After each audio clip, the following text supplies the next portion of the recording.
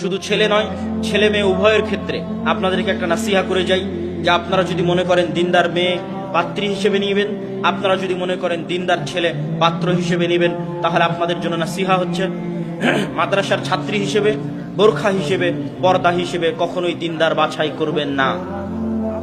আবারও বলি, মেয়েদের দিনদারিতা দেখার জন্য কখনোই মাদ্রাসার ছাত্র, কোরআনের হাফেজ, দাওরা পাশ এবং পর্দা দেখবেন না। কি দেখবেন? মেয়েদের দিনদারিতা দেখার জন্য মেয়ের মাকে দেখবেন, মেয়ের খালাকে দেখবেন, মেয়ের ফুফুকে দেখবেন। মেয়ের মা, খালা, ফুফু যদি নরম আচরণ, ভদ্র ব্যবহার, শালীনতার মধ্যে থাকে, সংসার টিকে আছে, তাদের নামে কোনো দুর্নাম নাই, তাহলে মেয়ে জেনারেল লাইনেও হলেও দিনদারিতা। আর যদি মেয়ের মা, খালা, ফুফু তাদের মধ্যে অশালীন আচরণ লক্ষ্য করা যায়, বেহায়াপনা, বেলিল্লাপনা লক্ষ্য করা যায়, তাহলে মেয়ে মহিলা মাদ্রাসায় পড়লেও, কোরআনের হাফেজ হলেও, তাহলে সেটা আপনার জন্য সৎ এবং দিনদার পাত্রী হিসেবে নাও হতে পারে।